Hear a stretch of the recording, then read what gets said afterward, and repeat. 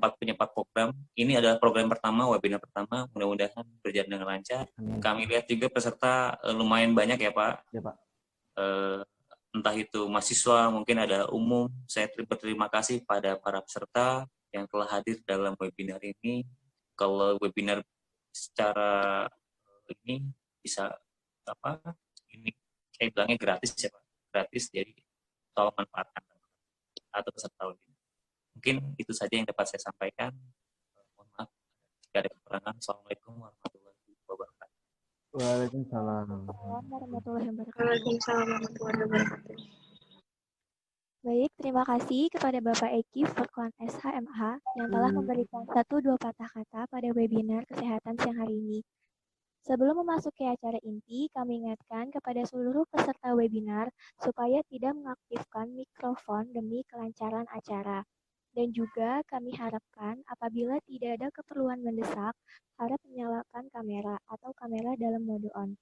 Baik, mungkin dari teman-teman sudah tidak sabar dengan acaranya. Selanjutnya kita memasuki acara inti, yaitu webinar kesehatan dengan tema pola hidup sehat untuk menjaga imunitas di era new normal pandemi COVID-19 ini.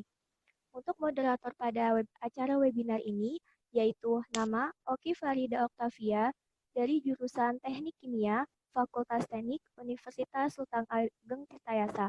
Kepada moderator Oki Farida, kami persilahkan. Terima kasih kepada MC. Sebelum pantun dikit nih teman-teman, biar kita tetap semangat nih kan jam 13 teman-teman kan pasti udah kalau mungkin yang muslim udah melakukan ibadah sholat zuhur ya, kalau misalkan pasti juga udah makan siang biar energinya maksimal gitu nanti menerima informasi dari materi kita. Jadi ada pantun, ke pasar beli kedelai pakai baju merah marun. Sebelum acara dimulai izinkan saya menyampaikan pantun. Embun datang, bunga menguntum, surya datang, pecahlah pagi. Saya ucapkan Assalamualaikum untuk teman-teman yang datang webinar ini dengan senang hati. Terima kasih kepada teman-teman yang telah mendaftar webinar KKM kelompok 62 atau kata DPL kami plus 62 katanya karena sangat Indonesia dengan judul Pola Hidup Sehat untuk menjaga imunitas di era new normal pandemi COVID-19. Berangkat dari keresahan kita semua, awalnya mungkin teman-teman juga sudah membaca artikel kesehatan bahwa orang dengan imunitas yang lebih rendah itu memiliki potensi lebih tinggi terpapar virus COVID-19. Oleh karena itu, kami dari kelompok KKM 62 menyediakan webinar ini sebagai sarana teman-teman untuk menggali informasi lebih banyak tentang bagaimana sih menerapkan pola hidup sehat untuk menjaga imunitas kita ini di era new normal, meski di rumah tetap sehat, tetap produktif, dan juga tetap bisa menyebarkan informasi kepada sesama. Nah, materi kita pada siang hari ini akan disampaikan oleh pemateri kita yang sangat luar biasa, Bapak dosen kita dari Fakultas Kesehatan. Ini kampusnya satu kampus sama saya kalau nggak salah di FT, ya. Fakultas Kedokteran. Oh iya, Fakultas Kedokteran. Fakultas Kedokteran itu satu kampus sama saya di Cilegon ya. Dengan nama Bapak Fahrudin Perdana SGZ MSI, lahir di Baru, Sulawesi Selatan, 16 Maret 1990. Benar kata Pak Eki, masih muda. Kerja sebagai Sekretaris Program Studi Gizi Universitas Sultan Ageng Tirtayasa, juga sebagai dosen mata kuliah gizi olahraga, gizi kerja, gizi kebugaran, dan produktivitas kerja di jurusan Gizi Untirta. Wah, luar biasa. Lanjut adalah riwayat pendidikannya, mengenyam pendidikan di Institut Pertanian Bogor, mendapatkan gelar magister di jurusan ilmu gizi pada tahun 2017 dan mendapatkan gelar sarjana gizi di jurusan gizi masyarakat pada tahun 2013 di IPB juga. Pengalaman dan sertifikasi dari bidang yang ditekuni itu ada sertifikasi ahli kesehatan dan keselamatan kerja umum atau AK3U Kementerian Ketenagakerjaan, dan juga sertifikat perencanaan menu pasien yang diselenggarakan oleh Rumah Sakit Cipto Mangunkusumo, luar biasa, dan juga fasilitator dalam workshop gizi olahraga prestasi dan gizi kebugaran Indonesia Sport Nutritionist Association atau ISNA. Luar biasa. Langsung saja kita persilakan kepada pemateri kita siang hari ini, Bapak Fahrudin Perdana, kami persilakan. Oh ya, diingatkan juga untuk teman-teman, untuk sesi tanya jawab nanti ada di akhir, teman-teman bisa list di public chat-nya, nama underscore penanya satu. Jika jadi penanya kedua, berarti nama underscore penanya kedua. Dan untuk teman-teman yang jadi penanya terbaik, itu ada door prize pulsa sebesar Rp30.000. Jadi jangan lupa bertanya ya. Bismillahirrahmanirrahim. Assalamualaikum warahmatullahi wabarakatuh. Waalaikumsalam warahmatullahi Waalaikumsalam warahmatullahi wabarakatuh. Yang saya hormati Bapak Eki Furkon, SHMH, selaku pembimbing KKM reguler kelompok 62 Untirta 2020. Kemudian yang saya hormati juga Mbak Oki Farida, Oktavia, kemudian serta semua tim dari KKM 62 Untirta 2020 yang saya banggakan. Terima kasih telah diberikan kesempatan untuk menjadi pemateri atau narasumber, bersharing ilmu, sharing pengalaman kepada mahasiswa semua. Teman-teman, mungkin di sini nggak hanya mahasiswa, mungkin juga ada masyarakat umum, ada dari pemerintahan atau sebagainya. Saya ucapkan selamat datang, selamat bergabung di webinar kesehatan kali ini. Sebelumnya, saya pada hari ini akan menyampaikan mengenai pola hidup sehat. Jadi karena kita masih masuk di masa pandemi, otomatis sudah berlangsung sekitar dari bulan Maret sampai sekarang kurang lebih 4 bulan lebih ya. Jadi kita harus terus mempertahankan imunitas kita dengan apa? Dengan cara yaitu melalui pola hidup sehat untuk menjaga imunitas di era normal. Oke, next. Sebelumnya saya akan bercerita mengenai saya. Jadi saya lahir di Baru, tapi saya orang Jawa ya, Jawa Timur. Kemudian saya menempuh pendidikan S1, kemudian S2 di Institut Pertanian Bogor ya, program studi ilmu gizi seperti itu. Oke, beberapa pengalaman tadi sudah disebutkan oleh moderator, mungkin nanti bisa menjadi inspirasi teman-teman sekalian. Oke, lanjut. Nah, jadi saya akan menjelaskan mengenai beberapa poin-poin penting, yaitu terkait overview COVID-19 ya. Mungkin teman-teman sudah pada tahu karena ini sudah menjadi pandemi yang udah lama. Teman-teman mungkin sudah jenuh, sudah capek lah ya dengan semua ini. Kemudian terkait imunitas tubuh, kemudian herd immunity, kemudian terkait gizi seimbang ya, kecukupan gizi di masa pandemi ya. Kemudian makanan untuk meningkatkan imunitas ya. Yang terakhir adalah tetap sehat dan bugar. Tentu utama yang harus kita tetap jalankan gitu supaya kita tetap sehat ya. Oke, next. Oke, bercerita terkait COVID-19 ya. Semakin hari semakin waktu berjalan ya, jumlah kasusnya semakin bertambah di dunia bahkan di Indonesia terutama ya. Jadi overview di sini saya akan sedikit menjelaskan mengenai terkait corona ini ya. Jadi ini semacam penyakit paru-paru ya. Jadi it's a kind of viral pneumonia ya. Jadi karena disebabkan dari sindrom coronavirus itu sendiri atau SARS-CoV-2 yang virus SARS-CoV-2 ini yang masuk dalam paru-paru di tubuh manusia.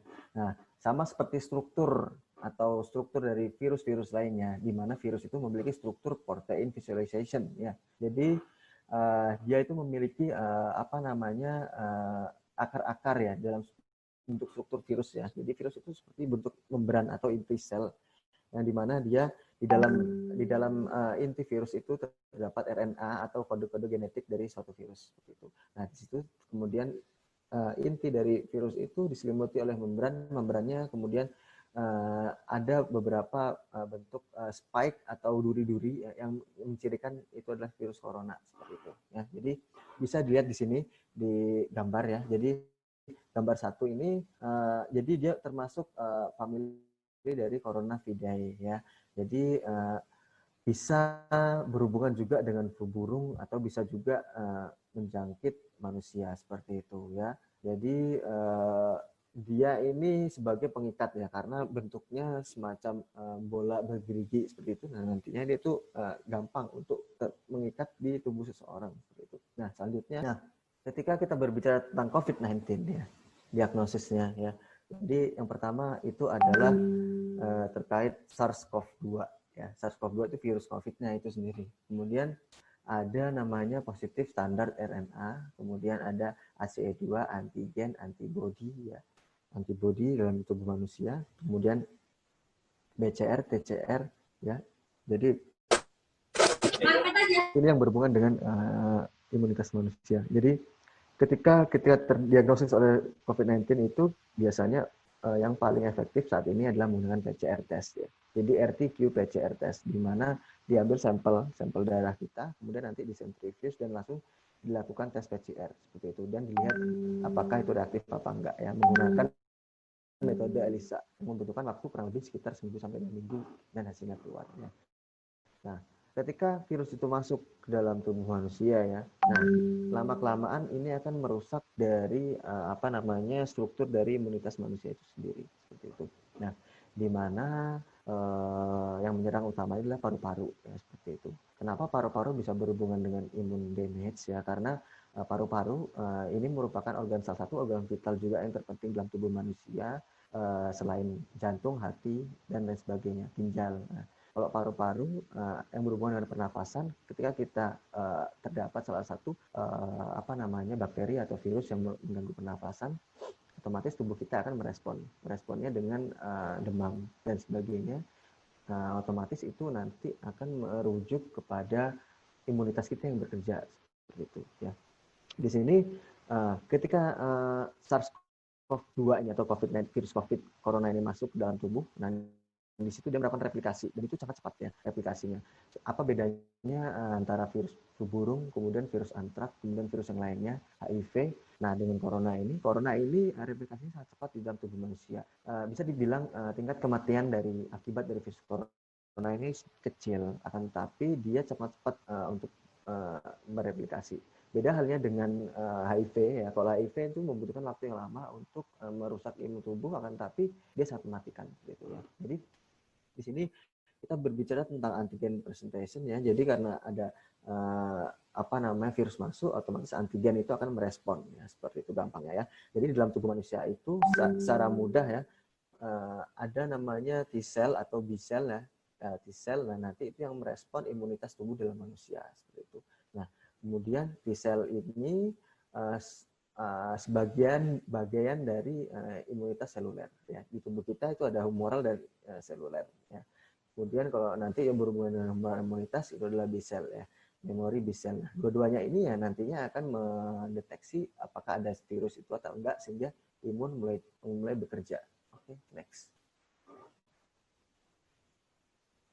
Lanjut, kemarin sih saya melihat bahwa jumlah orang yang terkena dalam satu hari itu mencapai 2.000-an. Itu sungguh fantastis menurut data dari data COVID-19 dari Satgas COVID ini ya. Jadi suspeknya sudah masuk 80.200, sedangkan Indonesia sendiri di Asia Tenggara itu menduduki peringkat kedua tertinggi ya.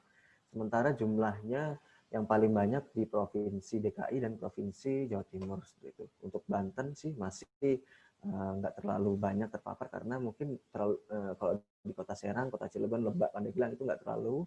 Yang mungkin lebih berbahaya adalah di Tangerang dan Tangerang Selatan seperti itu ya. Jadi sampai saat ini sekitar 121 terkonfirmasi. Nah, sebanyak 2.473 ini untuk hari ini sudah terkonfirmasi positif corona seperti itu ya. Kemudian yang sembuh dari 2.000 tadi, yang sembuh 1.900. Kemudian yang meninggal ada 72. Nah, ini perlu waspada sekali teman-teman karena kita nggak perlu mengabaikan. 1, 2, 3.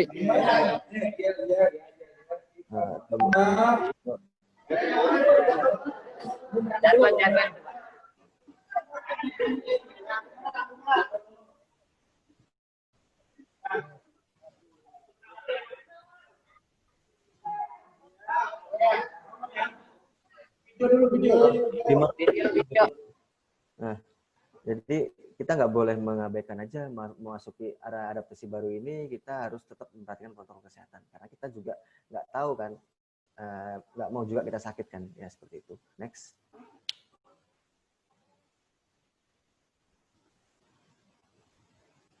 Lanjut ke slide selanjutnya. Kemudian dengan banyaknya mulai aktivitas baru ya, kemudian kita mulai kalau orang yang bekerja di perkantoran atau di kota-kota besar udah mulai bekerja ya dengan mulai memperhatikan protokol kesehatan itu saja nggak cukup ya.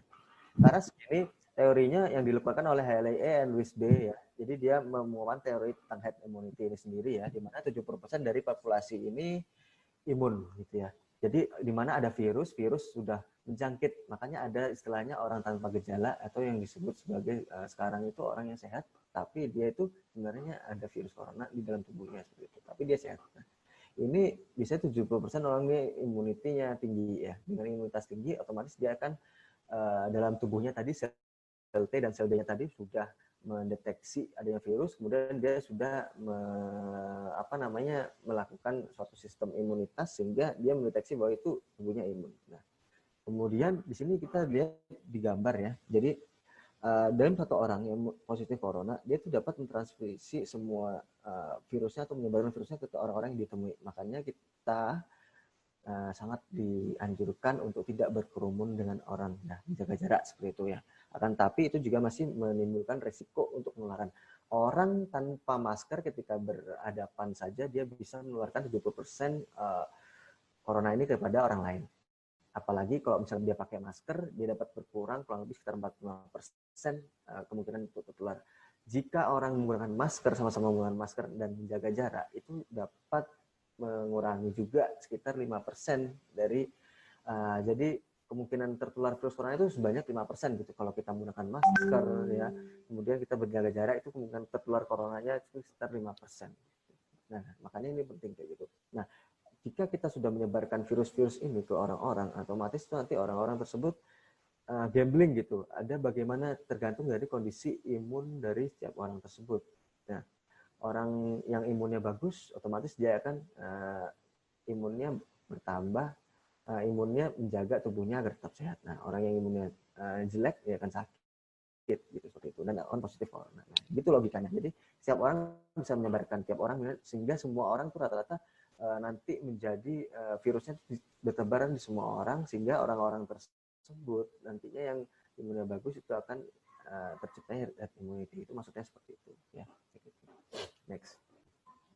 Nah, ini awalnya yang kenapa pemerintah dulu mulai menerapkan new normal dengan cepat ya, karena pemerintah beranggapan bahwa apabila kita terus bertahan dengan keadaan lockdown segala macam, keadaan ekonomi negara akan cenderung makin turun. Nah, makanya ini diambil risiko terburuk ya, di mana herd immunity itu tetap dilakukan ya, dengan protokol kesehatan. Dan harapannya pemerintah itu keadaannya semakin berturun, akan tapi faktanya sekarang makin banyak di perkantoran, makanya di kantor-kantor pemerintahan itu makin banyak yang positif corona.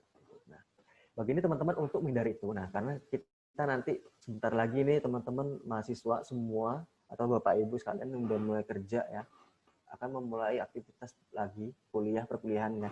Meskipun nanti perkuliahannya dilaksanakan daring atau meskipun beberapa pertemuan dilaksanakan daring, akan tetapi kita perlu memperhatikan ya gizi kita. Nah, saya akan berbicara mengenai gizi seimbang dan kecukupan gizi ya, terutama di masa pandemi. Ini nggak hanya di masa pandemi sih sebenarnya, di kehidupan sehari-hari. Oke, next. Seperti teman-teman lihat di sini, kalau di dalam ilmu gizi itu sendiri, secara umum pedoman gizi seimbang itu digambarkan dalam tumpeng ya, karena gizi berhubungan dengan makanan ya. Jadi tumpeng gizi seimbang ya. Jadi konsumsi sehari-hari, di mana paling bawah itu adalah makanan pokok ya. Jadi kurang lebih dalam satu hari kita wajib mengonsumsi 3-4 porsi makanan pokok. Satu porsi bisa satu piring ya, atau teman-teman biasanya bisa makan berapa porsi itu tetap dipertahankan seperti itu.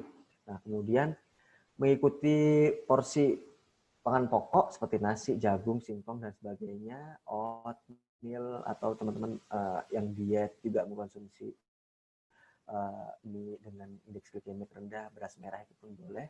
Diikuti dengan 3-4 porsi dari sayur dan buah seperti itu ya. Jadi teman-teman harus diikuti dengan 3-4 porsi sayur dan buah juga untuk menseimbangkan atau pencernaan sayur buah kayak serat, kemudian kayak vitamin mineral yang sangat penting bagi meningkatkan imunitas gitu ya. Kemudian jangan lupa juga untuk mengkonsumsi sumber protein ya. Sumber proteinnya kurang lebih 2, 3 sampai 4 porsi juga mengikuti porsi makan kita, di mana protein hewani atau nabati itu sama-sama penting ya. Jadi nggak boleh kita hanya mengonsumsi, bukan nggak boleh, itu pilihan teman-teman. Jadi bukannya kalau mengonsumsi protein hewani aja atau protein nabati terserah, akan tapi dalam sehari kita harus mengonsumsi makanan seimbang di mana terdiri dari protein hewani dan protein nabati, seperti itu ya. Bisa dari ikan ya. Kalau ikan bisa teman-teman ketahui dia banyak mengandung zat mineral ya yang bagus seperti omega 3, kemudian zinc, selenium yang penting sekali untuk meningkatkan imunitas. Kemudian selanjutnya yaitu jangan lupa untuk membatasi konsumsi garam, gula, dan lemak itu ya. Teman-teman juga perlu ya dalam hal artian seperti ini, dalam pandemi ini masuki musim kemarau juga, teman-teman harus menjaga hidrasi tubuh terjaga. Apa maksudnya hidrasi? Hidrasi itu proses kecukupan cairan di dalam tubuh ya. Jadi minimal satu orang itu minum 8 gelas sehari ya. 8 gelas kurang lebih sekitar 3 liter air putih dalam satu hari ya. Nah, teman-teman juga harus selalu memantau berat badan ya. Tiap minggu, tiap 2 minggu sekali boleh memantau berat badannya. Kalau tiap hari kayaknya nggak terlalu signifikan ya. Mungkin tiap minggu bisa. Kemudian melakukan aktivitas fisik seperti bersih-bersih rumah ya, karena kebersihan sebagian dari iman juga, dan kita dapat menjaga virus tuh kalau lingkungan hidup kita juga bersih. Kemudian bisa bersepeda, yang saat ini banyak komunitas-komunitas untuk menjaga kejenuhan bisa melakukan bersepeda, kemudian bisa melakukan senam di dalam rumah atau senam dengan sendiri menggunakan YouTube atau menggunakan video. Kemudian bisa juga jogging atau berjalan dengan keluarga, kemudian juga bisa melakukan olahraga seperti sepak bola. Kemudian jangan lupa teman-teman harus selalu mencuci tangan ya, mencuci tangan dengan air mengalir dan menggunakan sabun. Itu sangat penting ketika teman-teman dari luar rumah atau ketika teman-teman ingin memegang sesuatu gitu ya. Jadi teman-teman harus mengikuti anjuran kebutuhan angka kecukupan gizi yang dianjurkan ya. Untuk remaja seperti teman-teman sekalian ya, itu angka kecukupan gizinya kurang lebih sekitar 2000 sampai 2200 kilokalori sehari ya. Itu dari jumlah kalori total yang dimakan, makan pagi, makan siang, selingan, snack, semua makanan minuman itu totalnya kurang lebih 2200 ya. Kemudian memperhatikan pedoman gizi seimbang, kemudian memperhatikan kelompok umur dan kondisi khusus ya. Mungkin nanti teman-teman ingin mengkonsultasikan kepada atau memberikan pengetahuan kepada orang tua atau lainnya, itu pun bisa ya, karena terdapat panduan untuk anak-anak, kemudian remaja, dewasa, lansia itu berbeda-beda panduan gizinya ya, karena beda juga masa pertumbuhan, kemudian dewasa masa pematangan ya, kemudian kalau lansia itu masa untuk menjaga ketahanan tubuh kayak gitu ya. Jadi harus diperhatikan ya. Next, di sini kita sebagai generasi milenial ya teman-teman ya, Kementerian Kesehatan, Kementerian Pemuda Olahraga, semua kementerian itu sangat mendukung ya. Bagaimana Kementerian Pendidikan Kebudayaan juga, bagaimana pengembangan milenial sekarang. Otomatis sudah banyak penelitian juga disebutkan bahwa tingkat gizi yang optimal pada saat anak-anak atau masih muda sampai remaja itu penting ya untuk mengoptimalkan performance dari kalian itu. Oke, jadi kalau teman-teman berbicara tentang pedoman gizi seimbang ya, mungkin di sini ada yang pertama yaitu teman-teman harus mengkonsumsi aneka ragam makanan ya, makanan pokok ya. Jadi jangan hanya beras aja ya. Kita berbicara di Banten banyak sekali makanan-makanan pokok ya yang nantinya bisa menjadi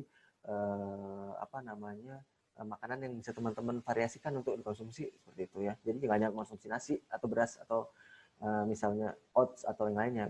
Bisa juga ada olahan dari talas, ubi dan sebagainya yang lokal yang nilai gizinya nggak kalah bagus dengan beras. Kemudian teman-teman harus membatasi konsumsi makanan manis, asin dan berlemak karena makanan manis berisiko nantinya di tuanya penyakit diabetes mellitus ya. Kemudian asin nanti hipertensi, jantung dan sebagainya, ginjal. Nah, kemudian berlemak nanti teman-teman bisa batasi karena itu untuk menghindari obesitas ya. Kemudian dan sebagainya. Kemudian jangan lupa lakukan aktivitas fisik yang cukup dan pertahankan berat badan ideal ya. Terutama di sekarang nih kita perlu meningkatkan aktivitas fisik ya. Kemudian mempertahankan berat badan juga, jangan lupa, karena aktivitas di luar yang berkurang, kebanyakan aktivitas di rumah Mungkin teman-teman nanti pasti bertambah berat badan, otomatis kita harus aktivitas fisik, olahraga. Ya. Kemudian biasakan mengonsumsi lauk pauk yang mengandung protein tinggi, ya. Protein nabati hewani sangat baik untuk perkembangan dan pertumbuhan. Kemudian cuci tangan pakai sabun dengan air mengalir. Biasakan sarapan pagi, ya. Sarapan sudah banyak dikonfirmasi mempengaruhi nilai prestasi dari seseorang atau pelajar. Biasakan minum air putih yang cukup dan aman, ya. Banyak makan makanan buah dan sayur. Buah dan sayur banyak mengandung vitamin mineral yang dapat meningkatkan imunitas tubuh. Kemudian biasakan membaca label pangan pada kemasan pangan. Tuh. Jadi teman-teman harus bisa membaca makan kemasan ini, ya. Daluarsa apa enggak. Kemudian kandungan gizinya apa sih? Makanan ini mengandung kandungan gizi yang lebih itu apa? Kemudian lebih nilai makanan ini kayak gimana gitu, ya, mengandung mungkin teman-teman ingin mengurangi gula, garamnya bisa dilihat di situ, ya. Kemudian jangan lupa syukuri dan nikmati aneka ragam makanan. Teman-teman harus bersyukur, ya, karena kita banyak bersyukur itu sangat penting untuk menjaga tubuh kita, ya. Kalau kita bicara bersyukur itu sebenarnya kalau teman-teman yang diketahui banyak penelitian juga yang menghubungkan bahwa kalau kita makan dengan tenang atau biasanya disebut dengan mindful eating, ya, kalau di gizi itu ada semacam ilmu yang berbicara dengan food and nutrition disorder, ya. Di situ ada kayak semacam kecenderungan seseorang untuk makan atau mengonsumsi sesuatu itu ada yang bagus, ada yang menyimpang. Nah, itu disorder seperti itu. Nah, nanti ketika kita mensyukuri, otomatis kita makan dengan tenang, zat gizi juga mempengaruhi. Itu. Nah, Oke, next. Seperti ini, teman-teman. Kalau teman-teman di rumah, ya, otomatis banyak dong kita bisa mengakses makanan-makanan yang fresh, yang segar, ya. Jadi kita lebih penting mengonsumsi makanan fresh dulu dibanding makanan yang unprocessed food everyday, ya. Jadi makanan ini makanannya bisa dari pasar langsung atau makanan-makanan segar lah intinya. Bukan hanya makanan yang telah dilakukan proses pangan seperti itu, ya. Jadi lebih diutamakan. Tapi kalau nggak ada ya nggak apa-apa. Gitu. Karena makanan fresh ini, raw food ini kandungan gizinya lebih besar gitu dibanding makanan-makanan processing. Karena ketika dilakukan proses pangan, otomatis banyak zat gizi yang hilang gitu, ya. Jadi kalau kita makan makanan segar itu, ya udah dipastikan kalau kandungan gizinya itu udah banyak. Gitu. Ya, drink enough water, ya. Kita harus minum cukup air setiap hari, ya. Jadi fat and oil itu kita kurangi, ya, batasi. Kemudian batasi juga konsumsi gula dan garam, ya. Kemudian mulai dikurangi, ya. Kalau kita mengonsumsi biasa jajan di luar itu mulai dikurangi, ya. Karena bukan apa sampai saat ini sih belum ditemukan, ya, penyebaran virus corona itu dilakukan dari makanan, ya. Tapi kita juga bisa menjaga, ya, karena penyebaran virus corona itu dilakukan melalui dekat-dekatan itu bisa menularkan virus corona. Otomatis kita harus menjaga jarak, ya. Kita harus meminimalkan untuk mengonsumsi makanan di luar rumah, gitu, ya. Jadi dengan adanya pandemi yang berkepanjangan ini, kita sudah jenuh beritanya itu terus, ya. Jadi harus di-update dengan berita-berita yang happy-happy, ya. Makanya kita juga perlu berkomunikasi dengan teman, ya, dengan orang tua atau dengan kerabat, ya, atau dengan pacar atau dengan macam yang bikin kita happy, ya. Jadi mereka selalu mensupport psikososial kita. Jadi kita tubuh kita ini selalu tersupport. Support sistem ini meningkatkan imun juga, ya. Oke, next.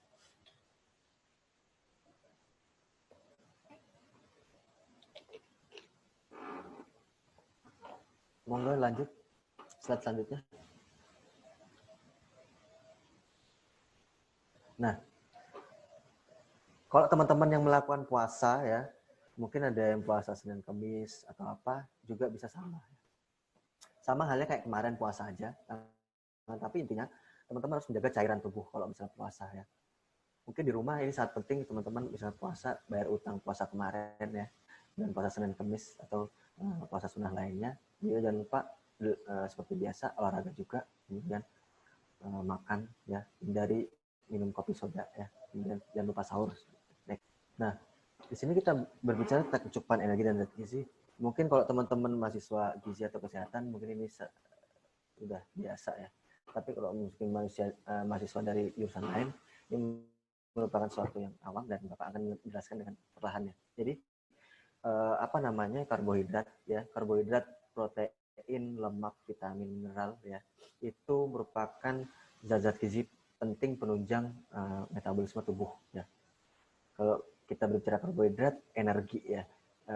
Tubuh kita itu memerlukan energi untuk beraktivitas seperti itu ya. Nah, kurang lebih sekitar 60-70% kebutuhan total ya. Misalkan tadi ada sekitar 2.200-an ya. Kemungkinan ada 1.400-an kilokalori kita dari karbohidrat seperti itu ya. Kemudian protein kurang lebih 10-15% ya, sekitar 25-75 gram.